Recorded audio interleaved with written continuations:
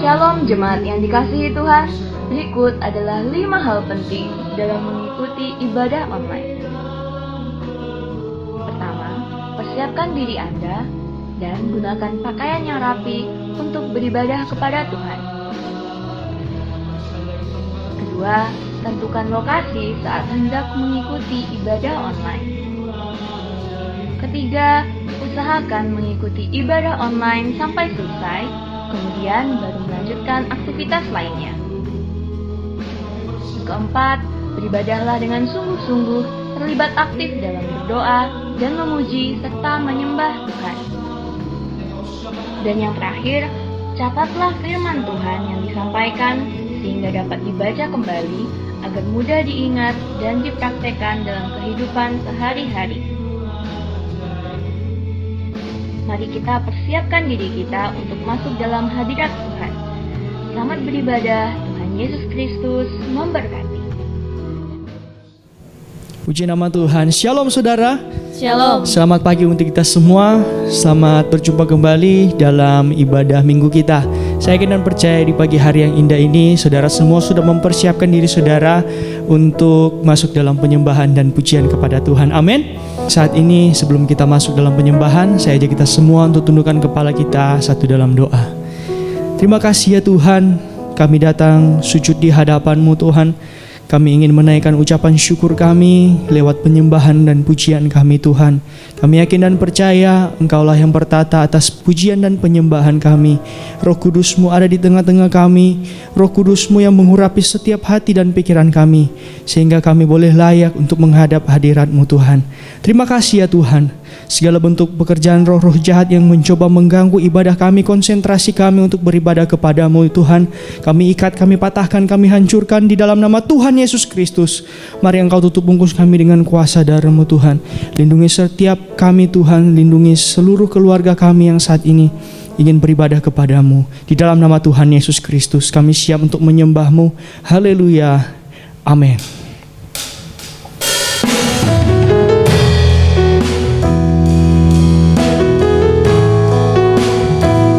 Pada saat ini kita mau datang, kita mau sujud di hadapan Tuhan. Kita menaikkan ucapan syukur kita kepada Tuhan. Dekat padamu, itu rinduku.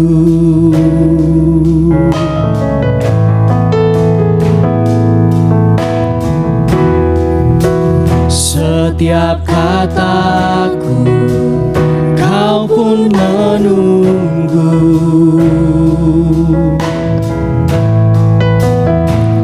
Tak kusangka ku temukan satu kasih yang abadi. Kini ku datang dan ku bawa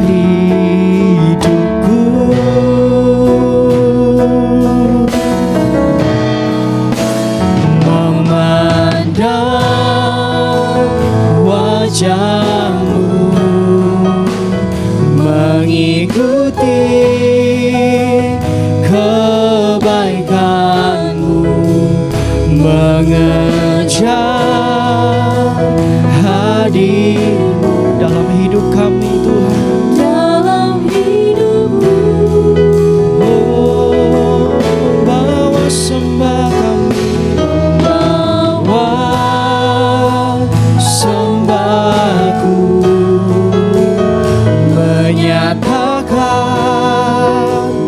kebesaran-Mu, mengejar hadir-Mu dalam hidupku. Haleluya Yesus, kami membawa sembah kami Tuhan. Oh, dekat padamu, dekat padamu, itu rinduku.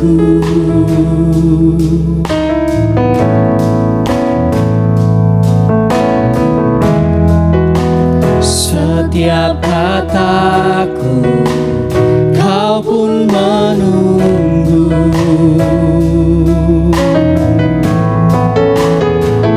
Tak kusangka ku temukan satu kasih yang abadi. Kini ku datang dan ku bawa hidupku Tuhan, hidupku.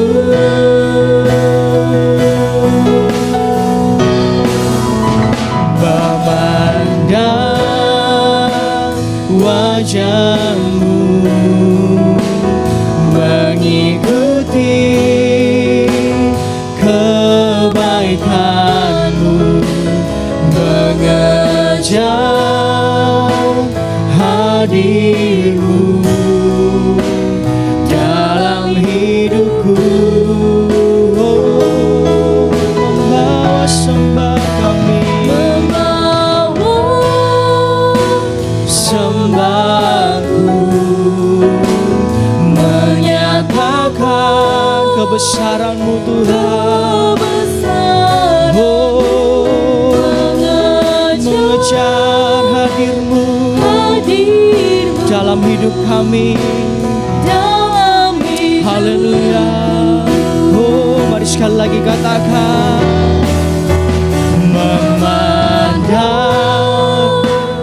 wajah, mari pandang wajah Yesus, mengikuti kebaikan-Mu, mengejar hadir-Mu dalam hidup kami. Haleluya. Oh, membawa sembahku, menyatakan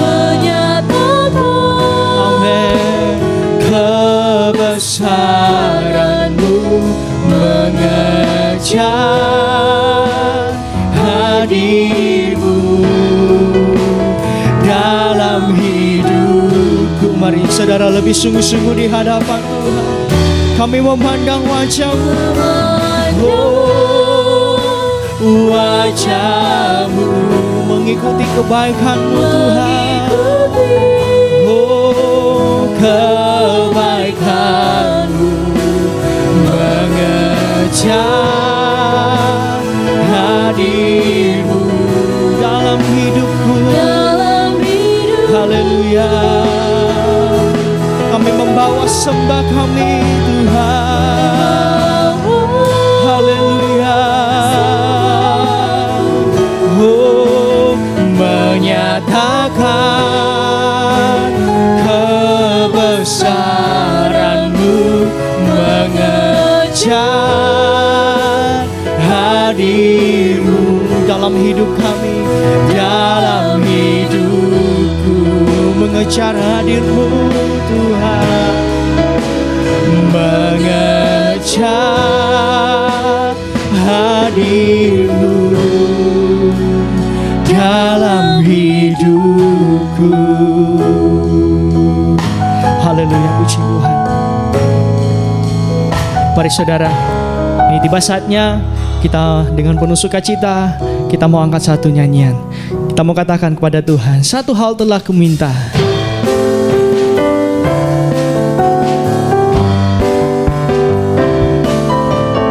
Satu hal telah kuminta kepada Tuhan, itulah yang kuingini.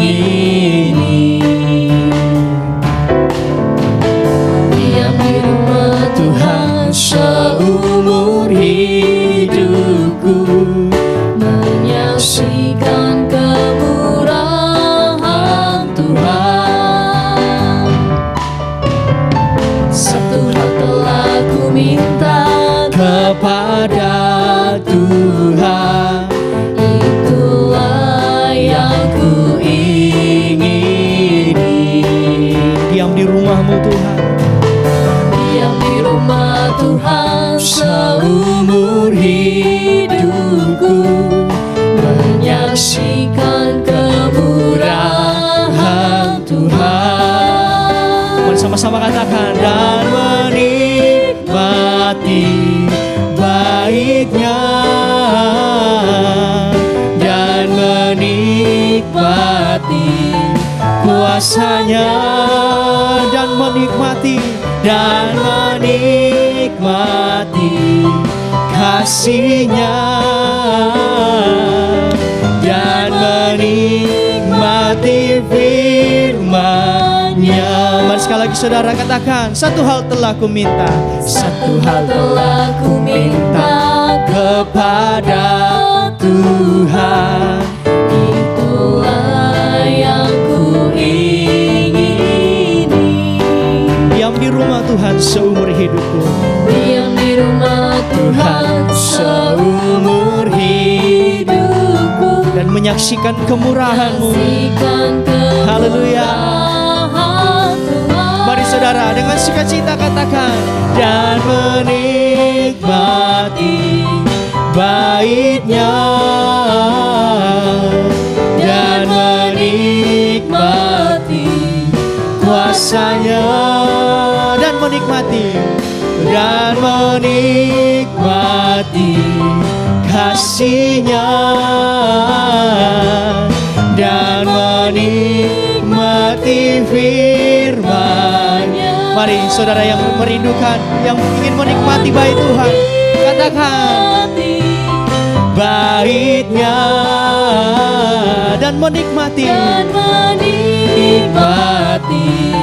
kuasanya, dan menikmati kasih-Nya, dan menikmati firman-Nya, dan menikmati firman-Nya, dan menikmati firman-Nya. Haleluya. Saya percaya saat ini saudara sudah merindukan untuk menikmati firman Tuhan. Amin. Untuk itu mari saat ini kita mempersiapkan hati dan pikiran kita di hadapan Tuhan. Kita mau buka hati kita untuk firman-Nya. Mari sama-sama kita mau angkat satu nyanyian.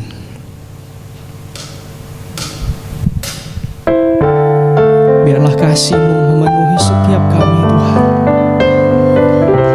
Mari saudara kita mau angkat satu nyanyian. Kasih dari surga. Kasih dari surga memenuhi tempat ini.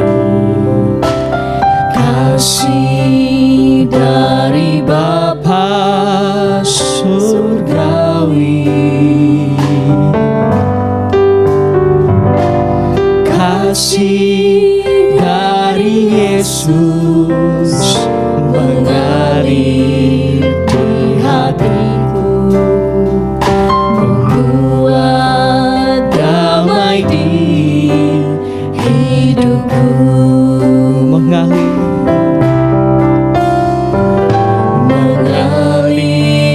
kasih dari tempat tinggi, mengalir kasih dari tahta Allah Bapa, mengalir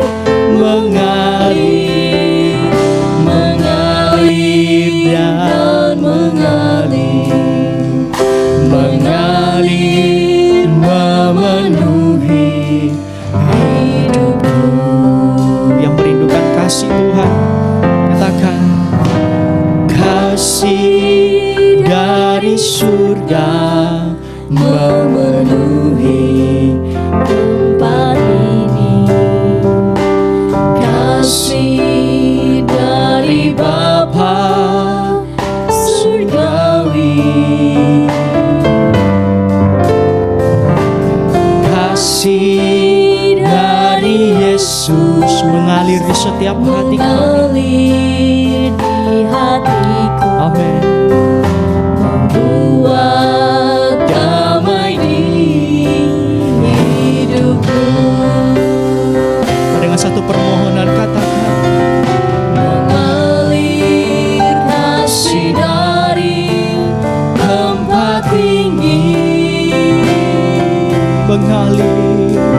mengalir kasih dari tata Allah Bapa, mengalir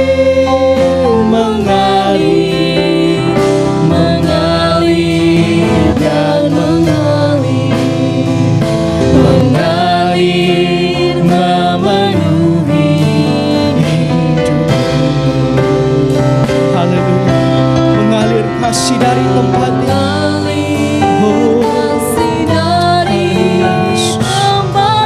Kami buka hati kami, biarlah kasih mengalir di setiap hati kami, Tuhan. Haleluya. Mengalir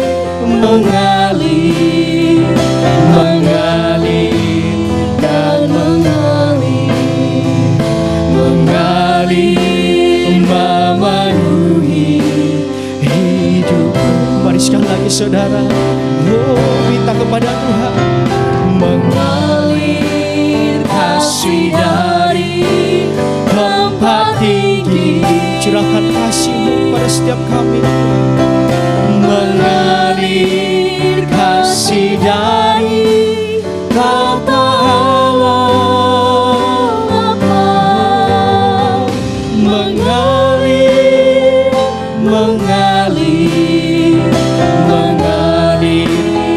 dan mengalir memenuhi hidupku. Mengalir penuhi setiap hati kami, Tuhan. Mengalir memenuhi hidupku. Itulah satu kerinduan kami, Tuhan. Biarlah Engkau mencurahkan kasih-Mu kepada setiap kami, Tuhan. Kami membuka hati kami membuka pikiran kami, Tuhan. Biarlah kasih-Mu, Roh-Mu Tuhan ada di setiap kami, Tuhan. Sehingga kami mampu memahami apa yang menjadi maksud-Mu, Tuhan. Kami memahami firman-Mu yang Engkau berikan kepada setiap kami. Terima kasih ya Tuhan, terima kasih. Ini saatnya kami akan segera mendengarkan firman-Mu, Tuhan. Berfirmanlah kepada setiap kami. Kami siap untuk menyambut firman-Mu. Di dalam nama Tuhan Yesus Kristus. Haleluya. Amin. Shalom, puji Tuhan.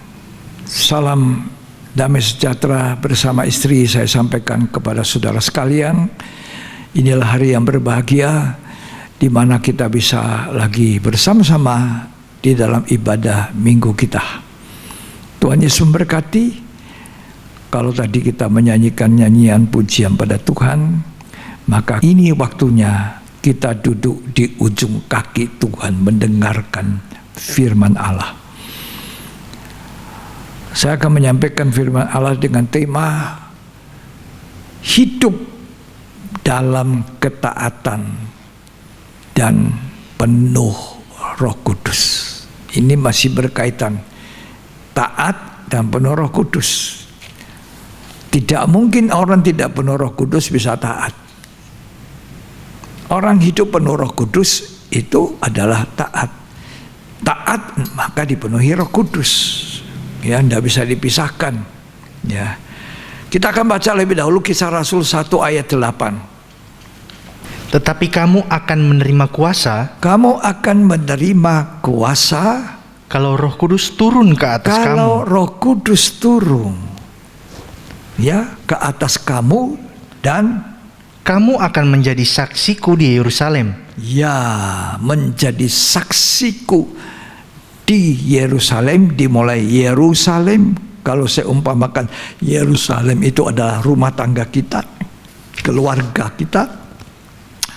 Terus dan di seluruh Yudea. Yudea itu adalah orang-orang yang ada di sekitar kita sebagai orang yang seiman. Terus dan Samaria. Samaria itu adalah gambaran kehidupan kita di mata orang yang belum beriman kepada Kristus. Terus dan sampai ke ujung bumi. Bahkan Tuhan mau jadikan kita saksi sampai di ujung bumi.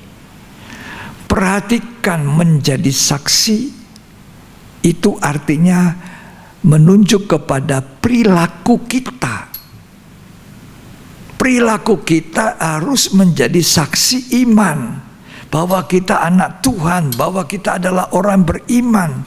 Bukan hanya bersaksi dengan kata-kata. Banyak orang bisa bersaksi kata-kata tapi perilakunya tidak cocok. Ini bukan menjadi saksi. Menjadi saksi itu adalah hidup kita yang seringkali berbicara lebih kuat dari apa yang kita bicarakan. Jadi Tuhan memanggil kita menjadi saksi.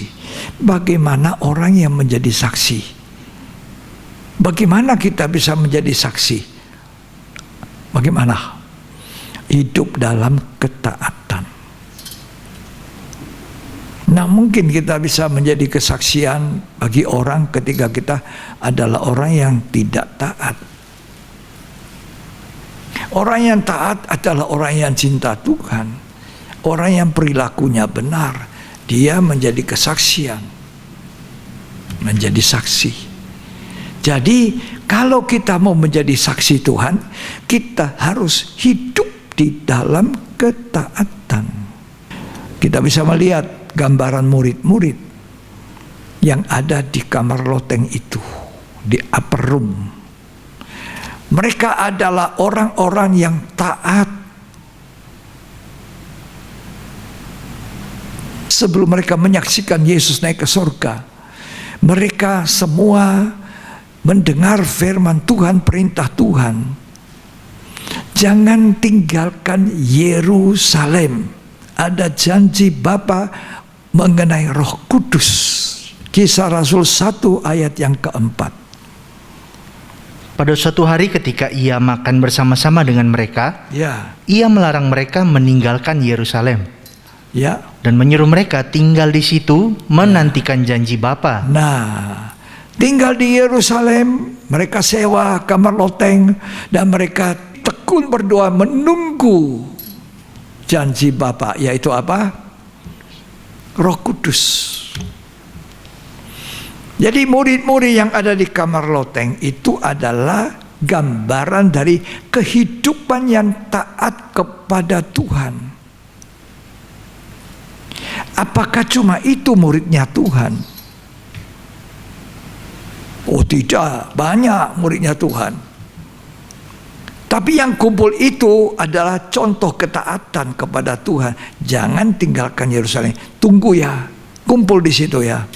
Nah, kumpul.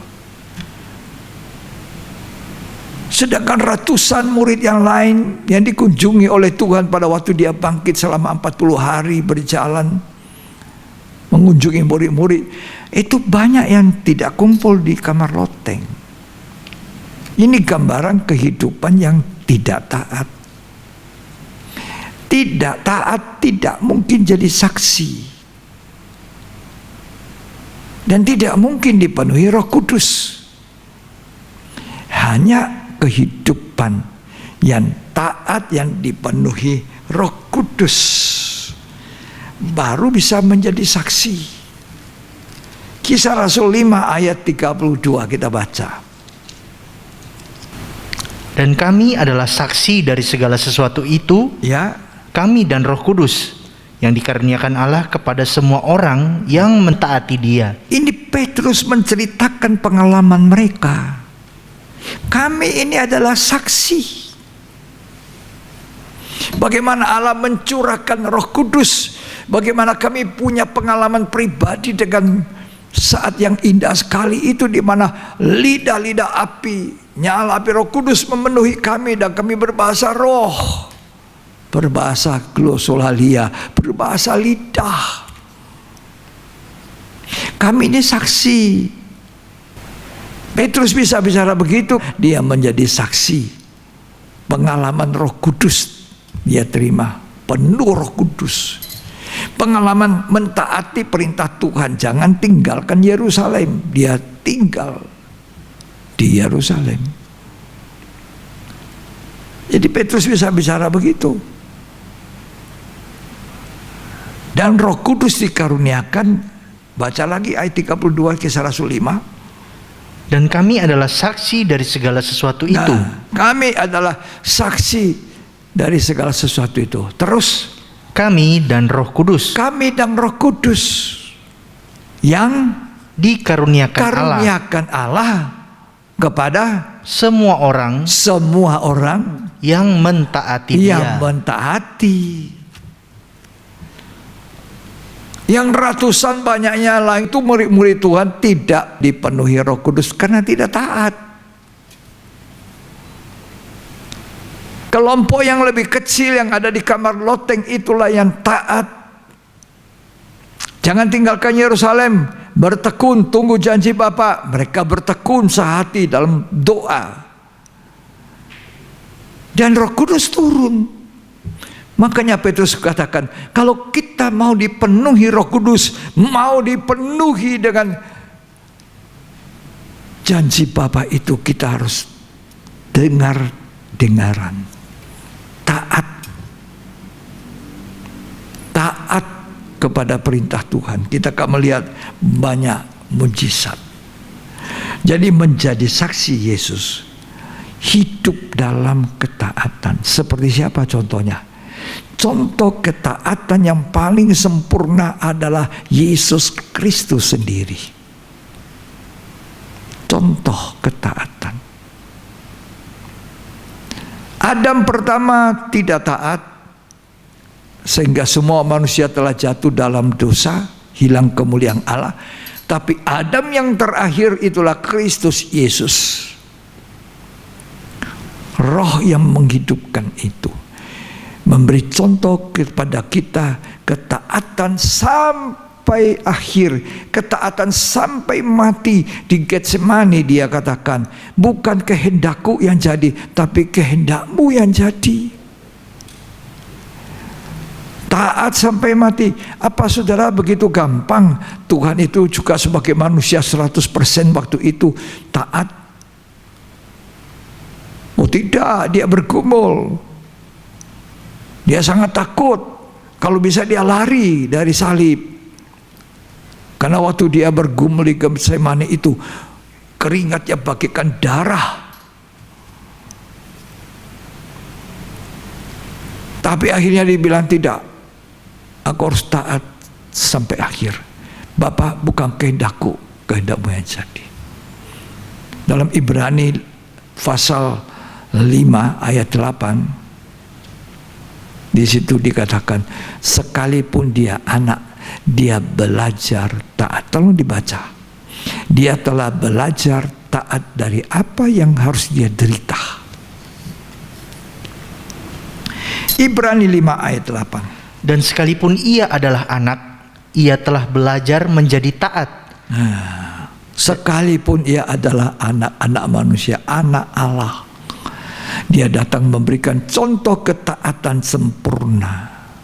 Terus ia telah belajar menjadi taat dari apa yang telah dideritanya.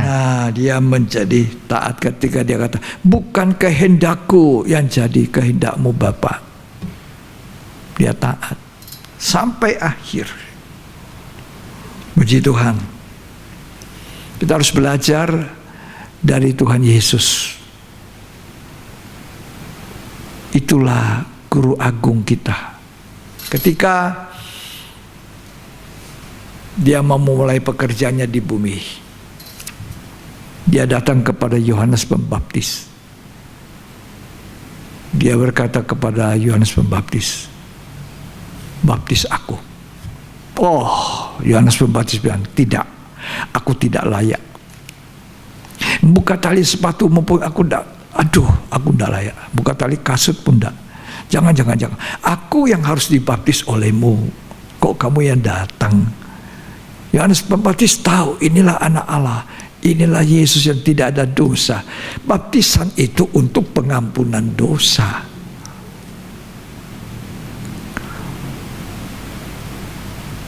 Apa Yesus ada dosa? Enggak. Yesus sempurna. Setitik noda dosa kecil tidak ada. Dia tidak dilahirkan oleh darah daging keinginan laki-laki dan perempuan. Ia dilahirkan oleh kuasa Roh Kudus yang ada di dalam kandungan rahim Maria. seorang perawan. Oh, Yohanes bilang, tidak, engkau yang harus membaptis aku. Tidak. Tuhan bilang apa? Demikian harus digenapkan kehendak Allah. Taat. Jadi kalau kita mau dibaptis, masuk dalam baptisan air itu adalah karena ketaatan kepada Tuhan. Menggenapkan kebenaran firman dalam hidup, bukan perintah gereja. Gereja A modelnya ini, baptisannya gereja B, ini memang kita harus akui bermacam-macam.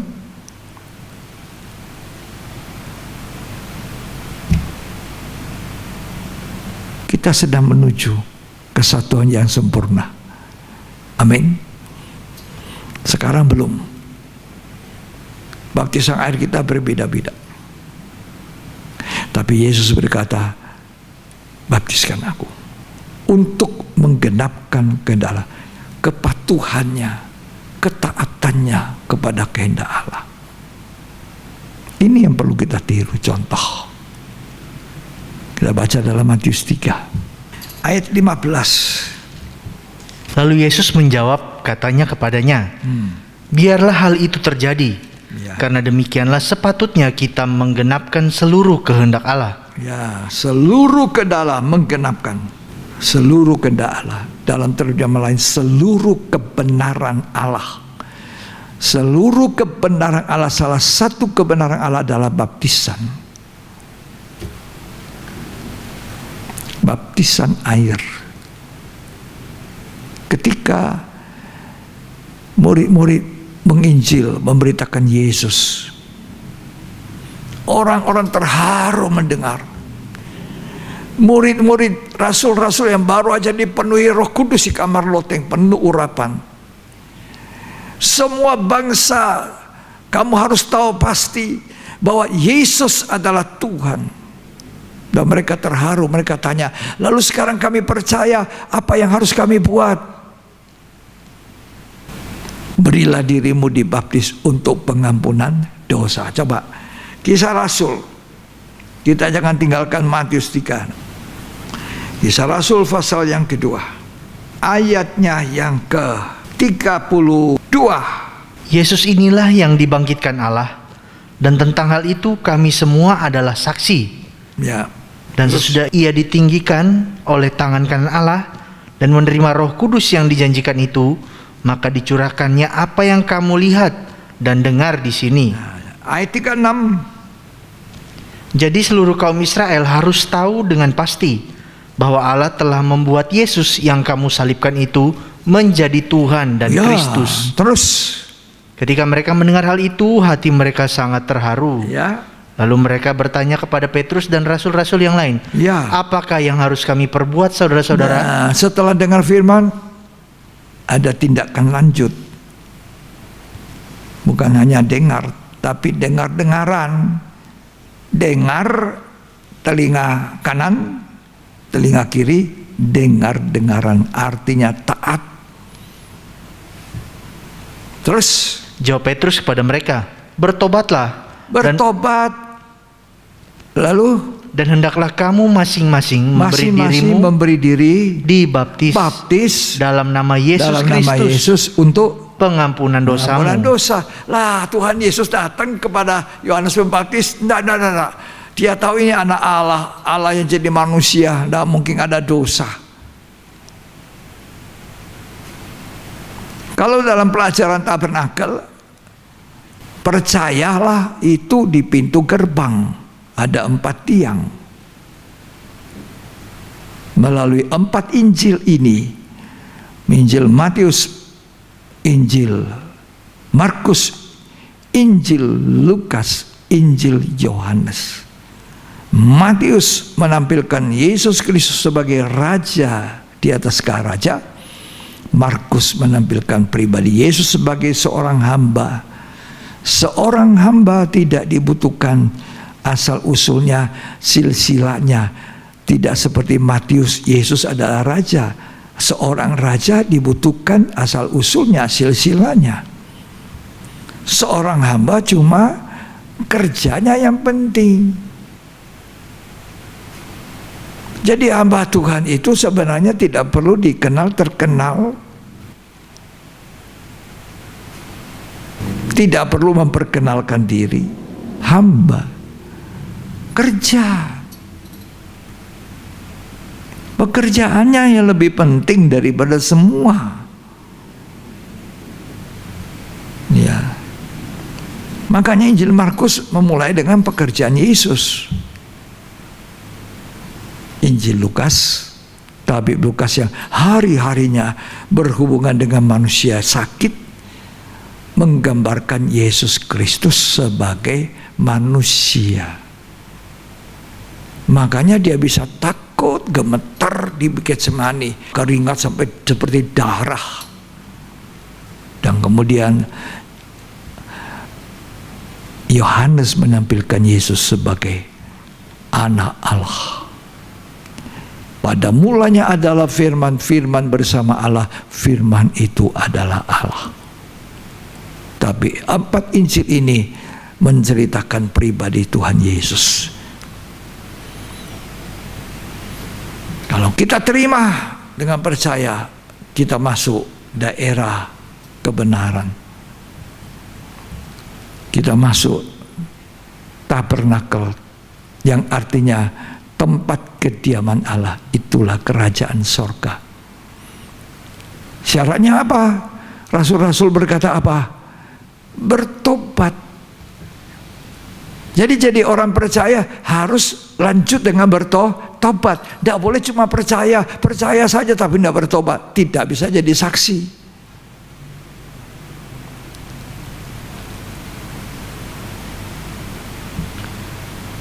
Mesbah bakaran itu, kalau bangsa Israel berbuat dosa, mereka harus menyembelih binatang, bawa ke imam. Di situ binatang itu dikorbankan, darahnya ditumpahkan, menjadi penghapus dosa. Dosa kita tidak dihapus kalau kita tidak bertobat. Tobat, tidak mengulangi, mengakui, menyesali semua. Baptisan air, hendaklah kamu bertobat, memberi diri dibaptis. Jadi memberi diri, mati dari hidup lama, dikuburkan dalam baptisan air, kata kitab Kolose 2. Ya, dibaptis, dikuburkan dalam kematian, dalam baptisan itu seperti mati hidup lama, kemudian dibangkitkan dengan satu hidup baru. Itu bencana pembasuhan, kebenaran dari bencana pembasuhan. Lanjut, akan ada pintu kemah dengan 5 tiang. Itu berbicara tentang hidup yang dibaptis Roh Kudus dan dipenuhi Roh Kudus selanjutnya. 5 tiang, 5 itu bicara tentang 5 indera manusia yang harus disucikan, disalut dengan emas Roh Kudus. Baru kita bisa masuk ke kebenaran yang berikut. Ada meja roti, sajian, dan itu berbicara firman Allah, 66 kitab pengajaran rasul-rasul ditambah dengan perjamuan kudus. Dan kemudian ada kaki dian emas, pelita emas. Dan kemudian ada mezbah dupa. Lanjut terus sampai sempurna. Ya. Coba kalau mereka ditanya itu, mereka jawab, berilah dirimu dibaptis. Lanjut kita baca itu, Kisah Rasul 2. Ayat yang ke-38 sekali lagi. Jawab Petrus kepada mereka, bertobatlah. Tobatlah. Dan hendaklah kamu masing-masing memberi dirimu dibaptis. Ya, dibaptis bencana pembasuhan. Maka dalam nama Yesus Kristus untuk pengampunan dosamu. Ya. Maka kamu akan menerima karunia Roh Kudus. Karunia Roh Kudus, baptisan Roh Kudus, pintu kemah. Terus, sebab bagi kamulah janji itu. Ya. Dan bagi anak-anakmu dan bagi orang yang masih jauh. Roh Kudus itu dijanjikan bagi kita. orang tua, bagi anak-anak kita semua. Yoel mengatakan, nanti opa, oma, kakek-kakek, nenek-nenek dibaptiskan Roh Kudus pada pencurahan Roh Kudus akhir zaman sebelum Yesus datang kembali pada kali kedua. Gereja disingkirkan, diangkat, dipindahkan ke satu tempat, menunggu sangkakala Allah bunyi, sementara Antikris berkuasa 3 tahun setengah.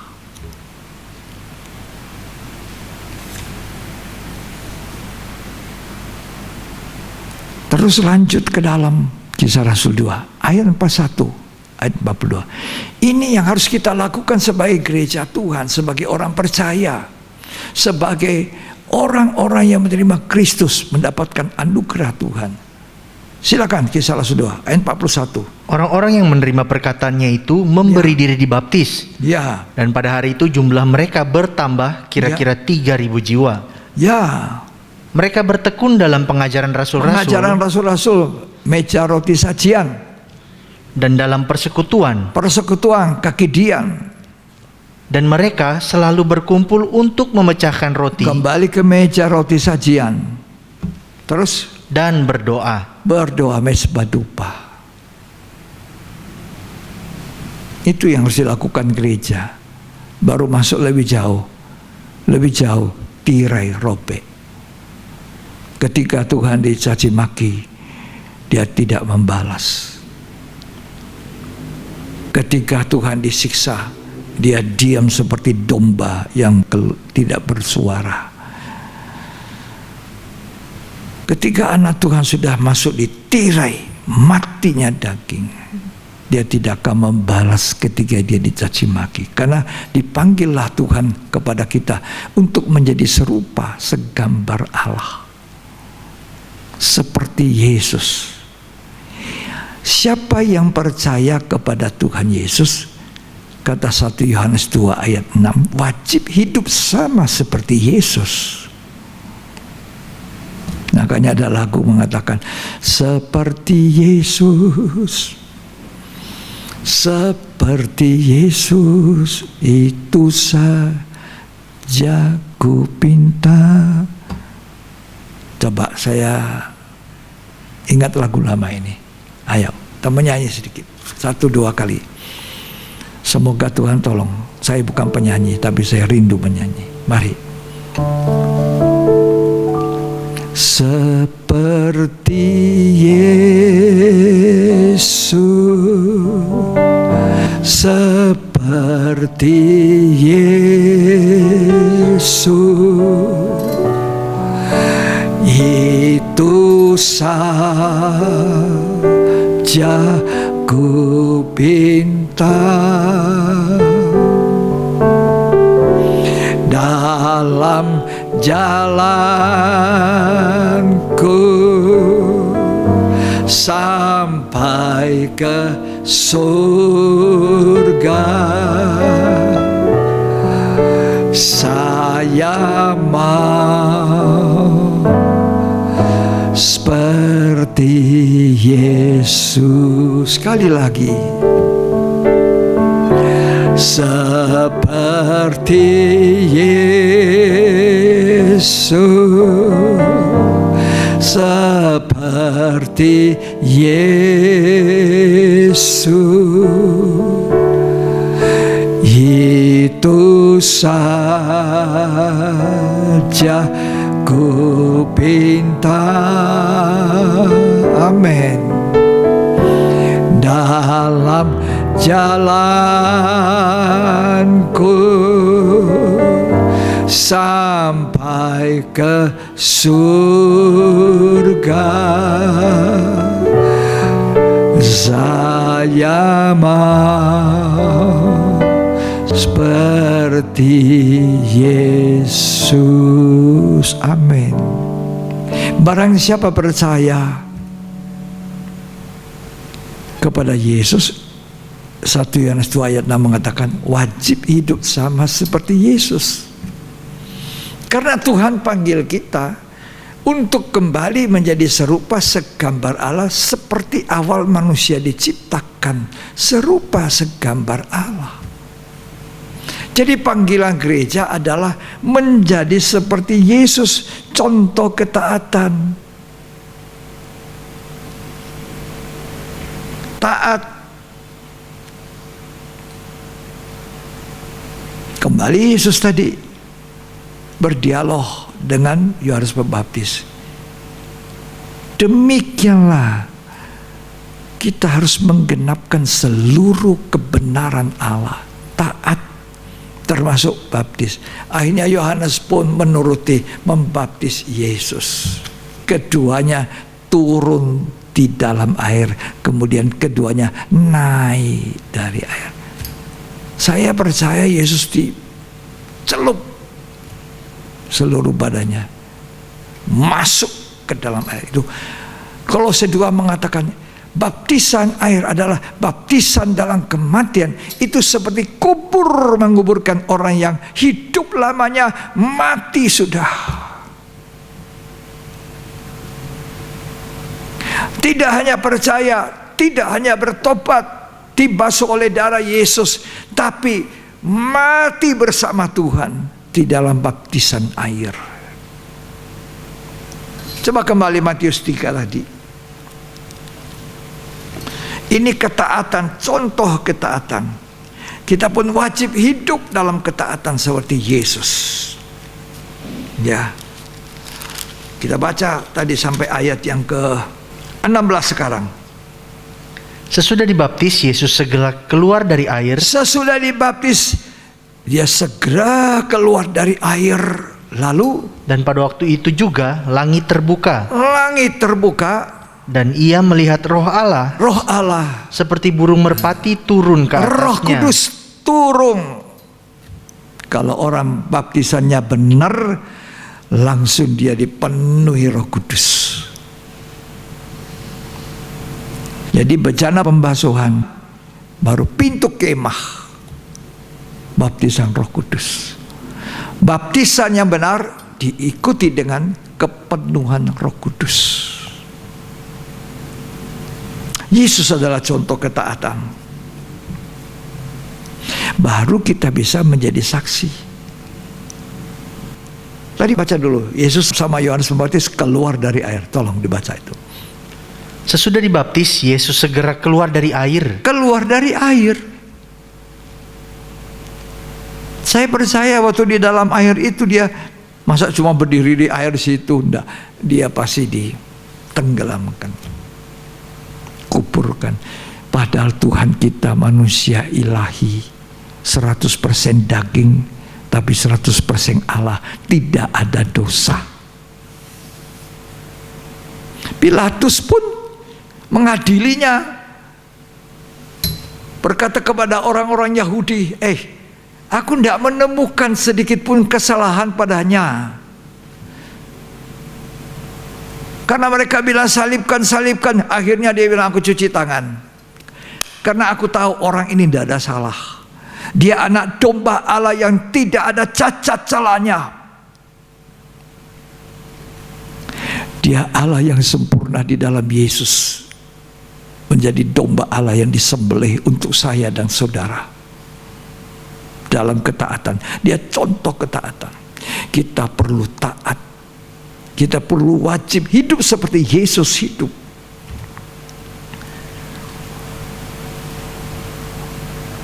Seluruh kebenaran Allah harus penuh dalam saya. Berarti dia hidup penuh dengan firman. Dan memang dia adalah firman yang hidup. Dia hidup penuh firman, tapi dia juga firman yang hidup. Dan dia juga hidup penuh Roh Kudus. Karena begitu selesai dibaptis, Roh Allah turun ke atas dia. Jadi Yesus adalah manusia ilahi yang penuh ketaatan dan penuh Roh Kudus. Kita harus mencontoh dia hidup dalam ketaatan penuh dan hidup penuh dengan Roh Kudus. Dari mana saya tahu dia hidup penuh Roh Kudus dan hidup taat? Kita baca Matius pasal yang keempat. ayat 1. Maka Yesus dibawa oleh Roh ke Maka padang gurun. Yesus dibawa oleh Roh Kudus.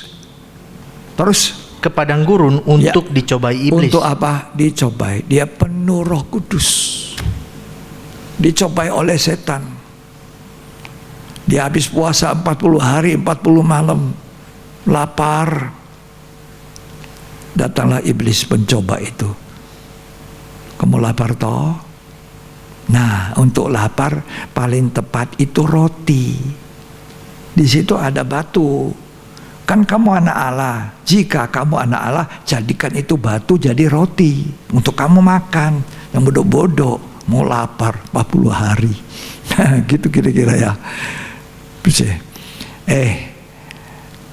Manusia tidak hanya hidup dari roti, dari bahan terigu. Manusia hidup dari roti firman Allah yang hidup. Waduh, iblis mundur. Karena dia sudah bilang ada tertulis. Apa itu? Firman. Jadi penuh firman dia.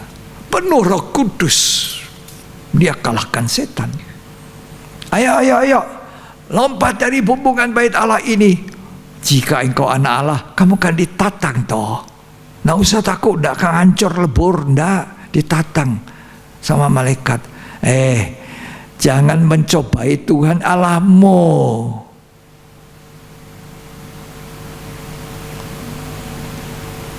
Dia lompat, enggak lah. Kalau dia lompat, dia taat kepada setan, dia nggak mau taat.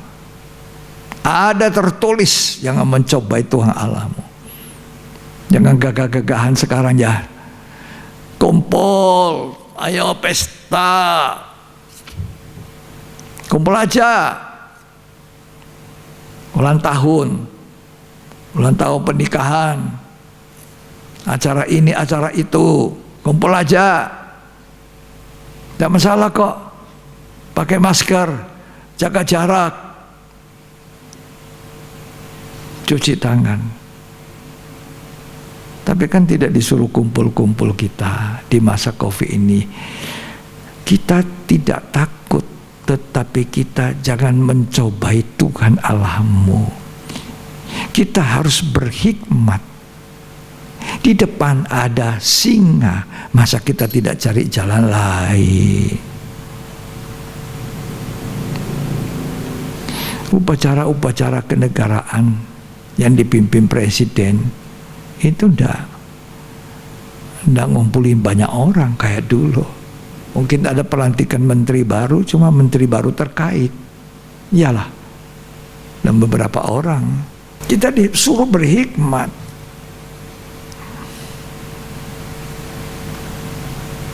Jangan kumpul ya. Waduh, kayak itu di mana? Di India, di Sungai Gangga. Mereka pesta. Bahkan tuh udah pakai masker lagi. Wow, dia sembah Allahnya, berhalanya. India sudah bebas dari Covid. Tidak lama,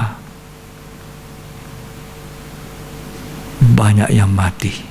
Tidak ada tempat untuk orang sakit. Orang mati pun tidak cukup tempat. Di masa pandemi Covid ini, kita disuruh berhikmat. Kita mau berangkat, harus ada surat tugas untuk diperlihatkan kepada penerbangan.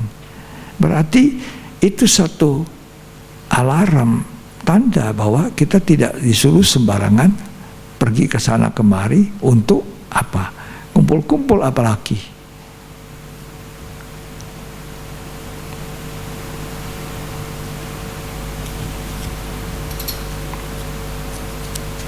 Ya. Marilah kita belajar patuh, taat kepada Tuhan seperti Yesus. Tiru tuh Yesus. Apa susahnya dia nak di bumbungan? Memang aku anak Allah, sekarang aku lompat. Blok. Hancur. Gak mau dia. Tak mau. Lalu diperlihatkan kemuliaan dunia sama orang muda ini. Waduh, umurnya 30 tahun.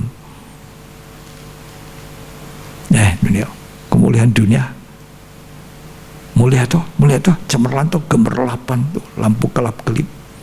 Seperti Lot, lihat tuh Sodom. Waduh, Sodom. Seperti taman Tuhan. Apa kata Tuhan Yesus? Ada tertulis toh. Kamu harus menyembah Allah Tuhan itu. Tuhan orang muda 30 tahun tidak tertarik gemerlapannya dunia.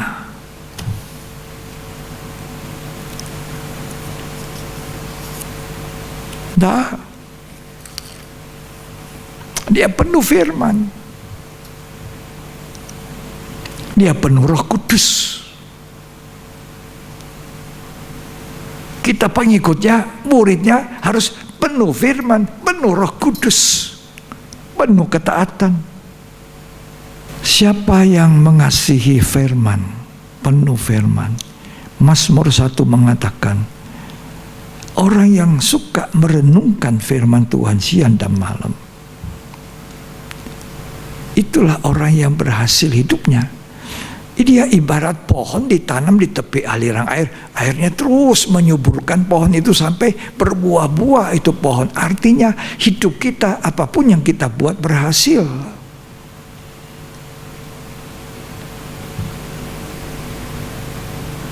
Nah, Tuhan Yesus adalah contoh ketaatan, sehingga kita harus penuh ketaatan dan penuh Roh Kudus. Penuh Roh Kudus pasti taat. Tidak taat tidak penuh Roh Kudus. Taat pasti dipenuhi Roh Kudus, kata Kisah Rasul 5. Roh Kudus dikaruniakan hanya bagi orang yang mau taat kepada Tuhan. Ya. Ada lagi satu contoh yang baik. Yohanes Pembaptis yang tadi itu membaptis Yesus. Sebelum Yesus lahir, Yohanes Pembaptis dulu ada. Sebab dia dipakai jadi forerunner, pembuka jalan, mempersiapkan jalan bagi Tuhan datang. Yohanes Pembaptis ini juga manusia yang sangat taat dan penuh Roh Kudus, bahkan penuh Roh Kudus dari dalam rahim ibunya itu. Coba baca dulu ya Lukas 1 ayat 15. Sebab ia akan besar di hadapan Tuhan, dan ia tidak akan minum anggur atau minuman keras. Akan minum anggur, tidak minuman keras sampai mabuk. Oh enggak, orang penuh Roh Kudus itu enggak mau. Orang mabuk-mabuk itu enggak penuh Roh Kudus, otomatis. Tapi kalau orang penuh Roh Kudus seperti murid-murid di kamar loteng, mereka dikira mabuk, seperti orang mabuk, tapi enggak. Itu penuh Roh Kudus, baptisan api. Terus, dan ia akan penuh dengan Roh Kudus, ya, mulai dari rahim ibunya. Dari rahim ibunya penuh Roh Kudus. Lanjut. Ia akan membuat banyak orang Israel berbalik kepada Tuhan. Orang yang penuh Roh Kudus menjadi kesaksian dan akan membawa banyak orang Israel berbalik. Banyak orang Kristen akan berbalik kepada Tuhan dengan benar kalau kehidupan kita dipenuhi Roh Kudus. Apa yang kita katakan, kita saksikan, apa yang kita sampaikan akan membuat orang berbalik kepada Tuhan. Akhir zaman saya katakan Tuhan Yesus segera datang pada kali kedua. Mari kita bertobat lagi, lahir baru lagi, menjadi satu kesaksian bahwa kita tinggalkan kehidupan lama itu dan jadi baru, dan jangan kembali seperti anjing kembali ke muntah. Masih ada waktu untuk kita berbalik kepada Tuhan. Inilah waktunya. Pada hari di mana kamu dengar firman, jangan keraskan hatimu, berbalik kepada Allah. Lagu lama mengatakan, kembalilah pada Allah, Dia mengenal hidupmu. Angkatlah salib firman-Nya, kembalilah pada Allah. Banyak orang lari dari Tuhan karena dia merasa berat sekali ini perintah Tuhan. Orang muda kaya itu dikatakan, kalau kamu mau sempurna, jual semua harta milikmu, bagikan pada orang miskin. Waduh, susah Tuhan. Pergi dia. Sekarang Tuhan panggil balik. Coba kita mau nyanyi itu sedikit ya. Kembalilah pada Allah. Dia mengenal hidupmu. Angkatlah salib firman-Nya, kembalilah pada Allah. Itu yang dibuat Yohanes Pembaptis. Orang durhaka berbalik, orang Israel berbalik. Ini zaman akhir zaman yang sukar, kata 2 Timotius 3. Banyak orang sudah tidak hidup benar, sudah tidak mencintai Tuhan. Dulu dia tidak punya apa-apa, dia begitu mencintai Tuhan, dia begitu sungguh-sungguh. Tidak ada hari tanpa Tuhan, tidak ada hari tanpa baca Alkitab, tidak ada hari tanpa doa. Setelah dia sibuk diberkati Tuhan, penuh dengan kekayaan, banyak emas dan peraknya, semua yang dulu sudah tidak dilakukan sekarang. Engkau seperti Laodikia, kata Tuhan. Engkau katakan engkau kaya, punya banyak, tapi aku katakan engkau miskin, buta dan telanjang. Tapi Tuhan masih mencari Laodikia. Ayo kembali Laodikia, kembali. Beli daripadaku minyak, lumas matamu supaya engkau melek melihat keadaanmu.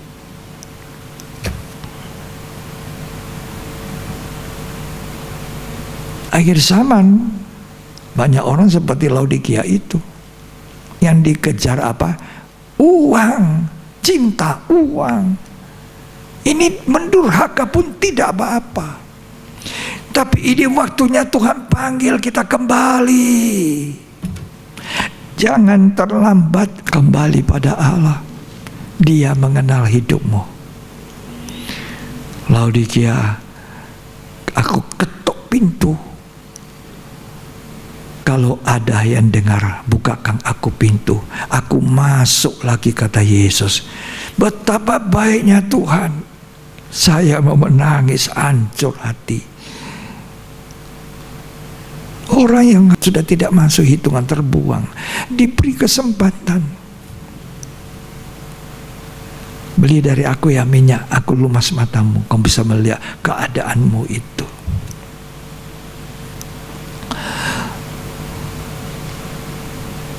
Kalau aku tegur kamu hari ini, Laodikia, aku cinta kepada engkau.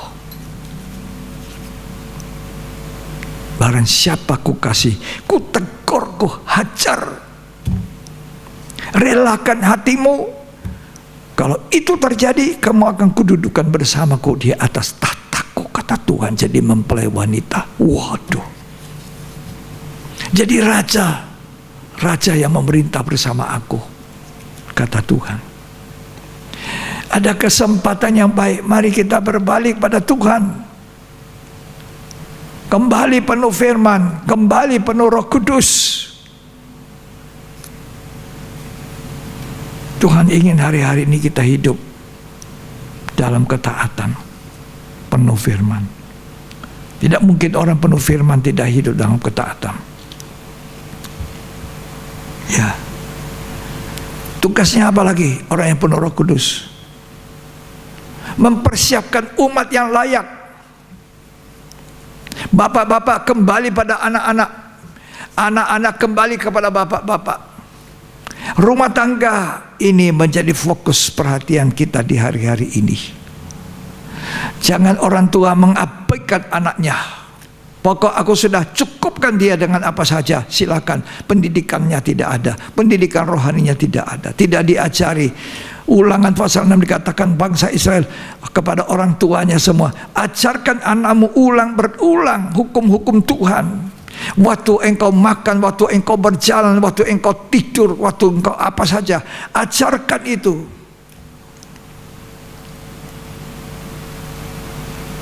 Kembali pada anakmu, kembali kepada bapakmu. Pemulihan keluarga. Itu baru tugas dari orang yang penuh Roh Kudus, seperti Yohanes Pembaptis.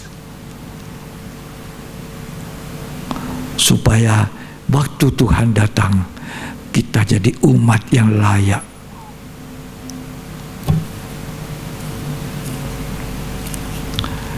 Memang ini keadaan zaman akhir, zaman sukar. Bapak-bapak banyak meninggalkan anaknya, sibuk. Mama-mama, ibu-ibu juga banyak meninggalkan anaknya, sibuk. Sibuk apa? Mengumpulkan kekayaan dunia yang akan bumi anguskan Tuhan 1 jam. 1 jam selesai, gak ada sisa. Kerinduan saya ngumpul bersama keluargaku di Yerusalem baru. Jadi umat yang layak. Marilah kita hidup seperti Yohanes Pembaptis, penuh Roh Kudus, seperti Yesus, penuh dengan ketaatan, penuh firman, penuh Roh Kudus. Itu keinginan Tuhan, kerinduan Tuhan pada kita. Mari kita akan menyembah Tuhan. Haleluya, Tuhan Maha Besar.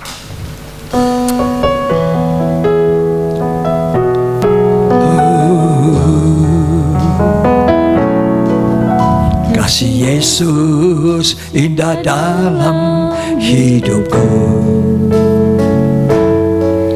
menghiasi hati dan jiwaku. Ku tak dapat hidup tanpa kasih-Mu, Tuhan. Pegang tanganku sepanjang jalanku. Kasih Yesus indah dalam hidupku. Amin. Menghiasi hati dan jiwaku. Ku tak dapat hidup tanpa kasih-Mu, Tuhan. Pegang tanganku sepanjang jalanku. Kasih Yesus mengalir dalamku, seperti sungai yang tak pernah kering. Kasih Yesus membebat hatiku. Dalam kasih-Mu ku merasa teduh.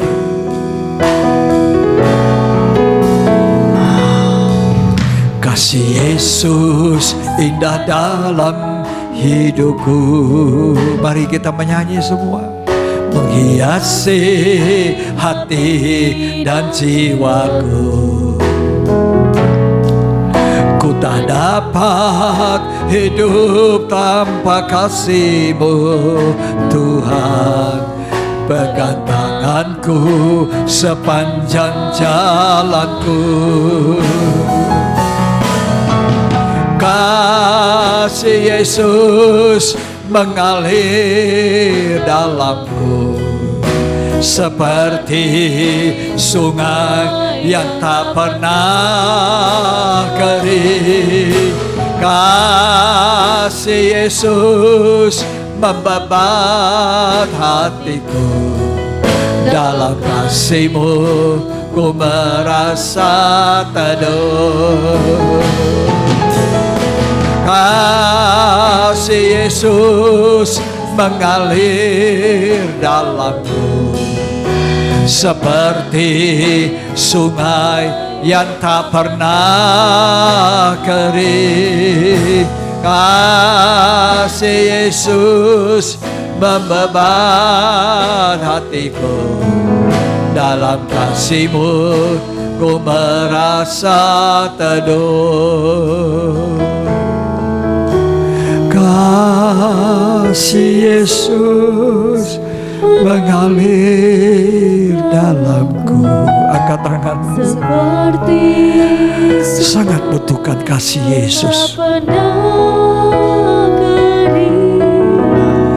Kasih Yesus membebat hatiku, dalam kasih-Mu ku merasa teduh. Kasih Yesus ya Rabb ya dalamku seperti sungai yang tak pernah kering. Kasih Yesus membebat hatiku, dalam kasih-Mu ku merasa teduh. Dalam kasih-Mu ku merasa teduh. Mari kita sembah Dia. Haleluya, haleluya, haleluya. Angkat hatimu, angkat tanganmu. Terima kasih pada Tuhan. Ada kesempatan di akhir zaman, kasih Tuhan dilimpahkan. Dia panggil orang yang sudah durhaka kembali. Masih ada kesempatan, gunakan kesempatan. Jangan menyesal seperti Esau, mencucurkan air mata dan tidak ada waktu lagi untuk dia. Ini masih ada waktu. Kembali kepada kasih Tuhan,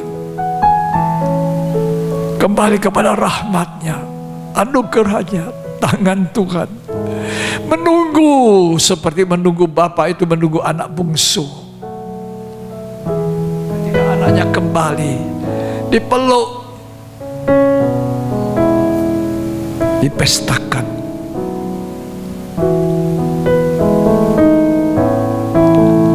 Kasih Yesus indah dalam hidupku, amin.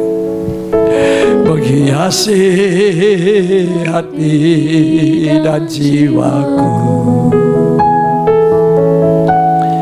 Ku tak dapat hidup tanpa kasih-Mu, Tuhan. Pegang tanganku sepanjang jalanku.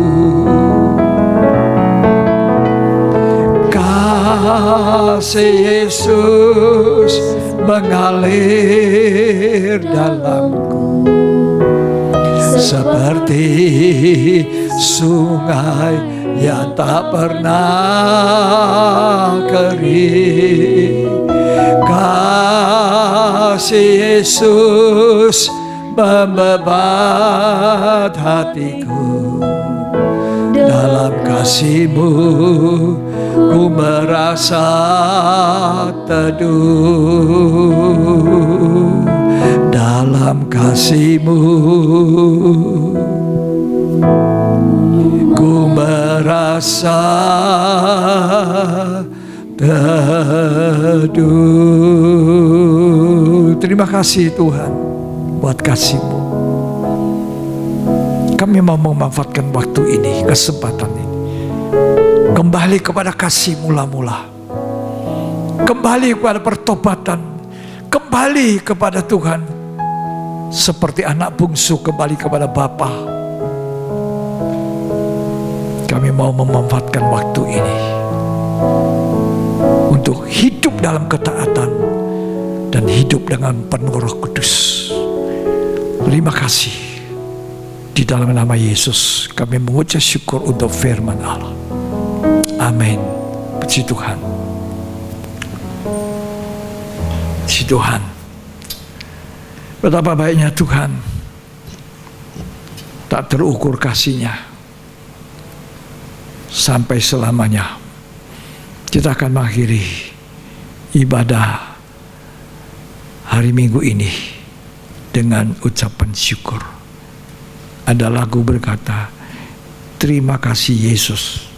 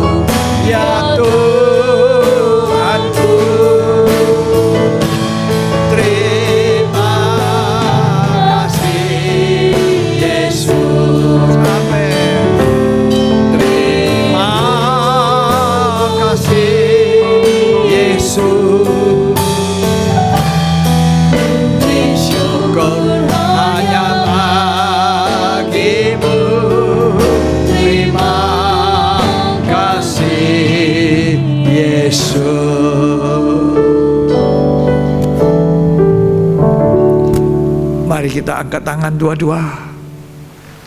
Terimalah berkat, kasih karunia dan anugerah, cinta kasih persekutuan Bapa, Putra dan Roh Kudus.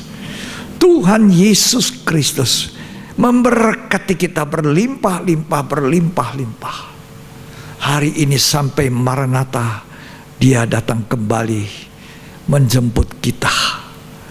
Tuhan memberkati kita dengan maksud supaya kita jadi berkat-Nya. Terimalah itu di dalam nama Tuhan Yesus Kristus. Yang terima berkat, sama-sama kita katakan amin. Puji Tuhan. Tuhan Yesus memberkati kita.